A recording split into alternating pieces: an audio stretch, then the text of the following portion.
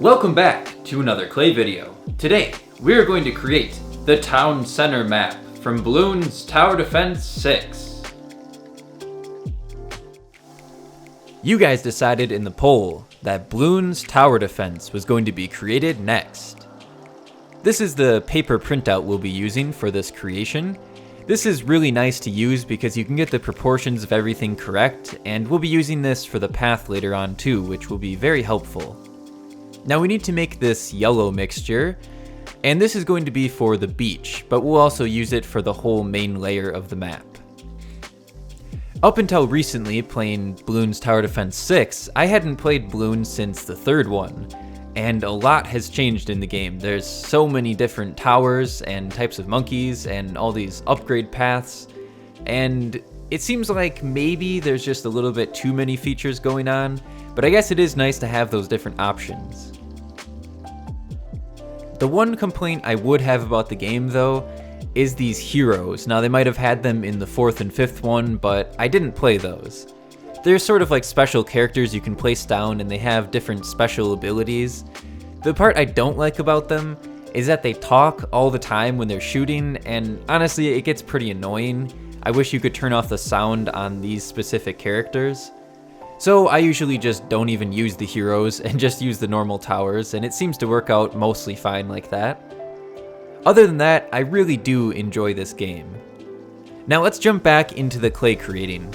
We have to cut out the path here. This is going to be very easy if we cut this out first. I'm cutting it out on this cutting mat because I've done it on the table before and it leaves a lot of cut marks into the table, so I like to protect the table a bit. Now here, using the other pieces, we get the path right in the spot we need.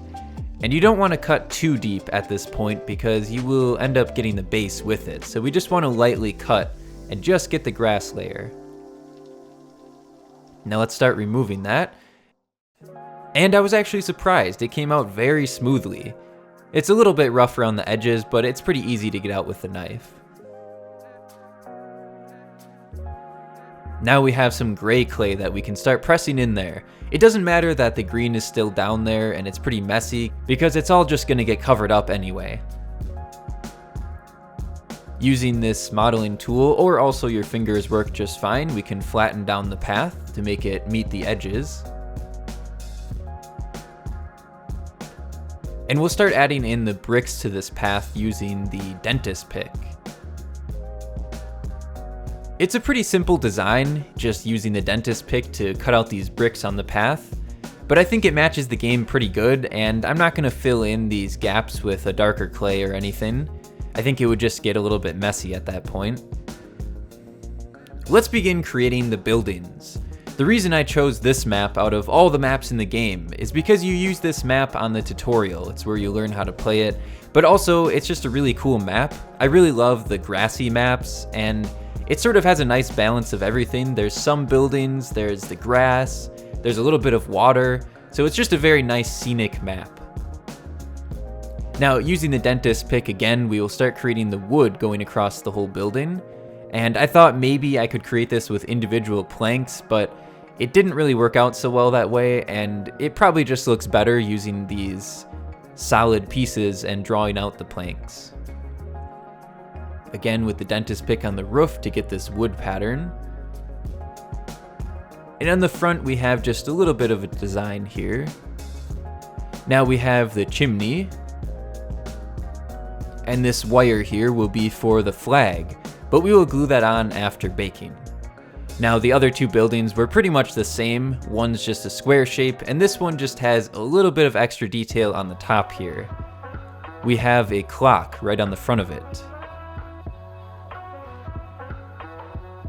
Let's get that clock onto it. And now we have the chimneys just like the first building.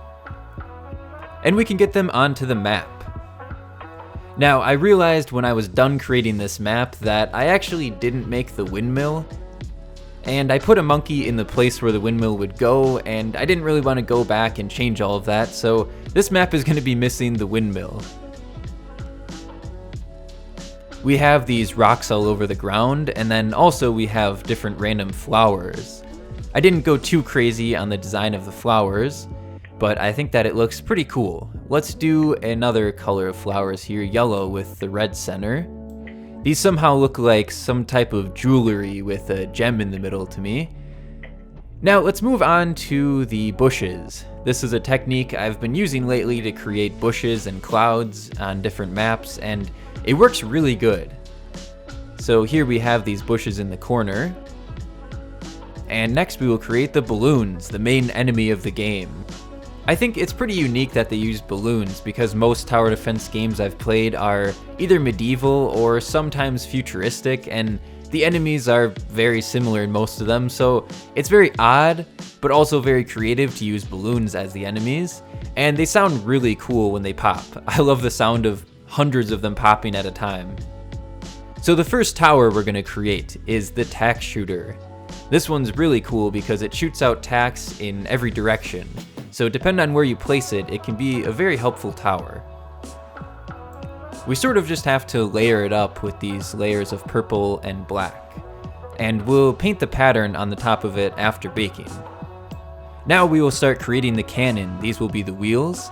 The first cannon you get is just a basic black cannon, but after you upgrade it in different paths, it can get really crazy looking. So I just found this one that's sort of in the middle. It's a sort of early on tower, but it looks pretty cool, so let's go with this cannon.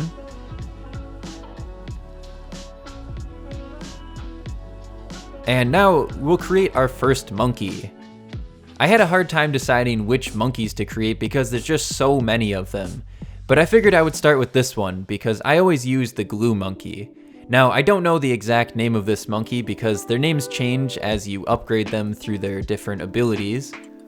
But this is the one that shoots glue at the balloons, and this is really nice because it slows them down and gives time for the other towers to shoot it, and I would say I use this tower more than any other tower in the game. It just seems to be super helpful in stopping the balloons. Now we have the arms attached here, and we will start creating the gun. This gun shoots out the glue at the balloons. We can gently put it into the hands here, and this is the glue tank that goes on the back. So let's put that onto the map, and we'll move on to our next monkey. I figured since the bodies of the monkeys are pretty much the same, I could just skip that part, and we can move on to creating the head. So this is going to be the wizard monkey, and I think this is the very first wizard monkey in the upgrade path. I made his face, I guess, a little bit creepy. I think the mouth is what really did it, but the eyes are a bit big too. We'll paint the details on the wizard robes after baking though. That will be a little bit easier than using clay. This is going to be one of the upgraded monkeys from the mortar tower. I think this one is pretty nice to use because it does area damage, and that can be very helpful when you have a ton of different balloons. I find in tower defense games, area damage is usually a very good thing to have. Now on the front of the mortar, we'll use some paint after we bake it, and we'll add in a little bit more details. Let's get it onto the map, and I decided I thought it would be better over here and to move the tack shooter. This blue and white mixture we'll be using for the water I had saved from the Yoshi's Island map I made not too long ago, and I thought maybe I would need this for another map since I've been making a lot of maps lately, and it turns out I did, and this saved a lot of time in color mixing. Let's just cut this to be a little bit wavy. And our Bloons Tower Defense map is ready to get baked. After baking, there's a little bit of details we have to do with these paint markers. These are super nice because I am not good at painting, and I've been able to create things a lot easier that need painted details since I bought these markers. Now on this mortar we have a green stripe going across the top. And then we have the biohazard symbol on the front. So this is some type of nuclear bomb. And on the tack shooter we have the little symbol on the top. Now we can take some super glue and put these back onto the map. And the final detail, the wizard monkey.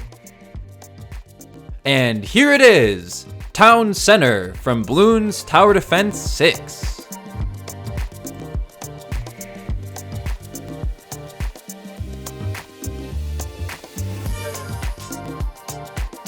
I hope you all enjoyed the creation of this miniature map. If you want to see some maps from other games I've created, you can see a playlist up here. Thank you all for watching, and I will see you all in the next one.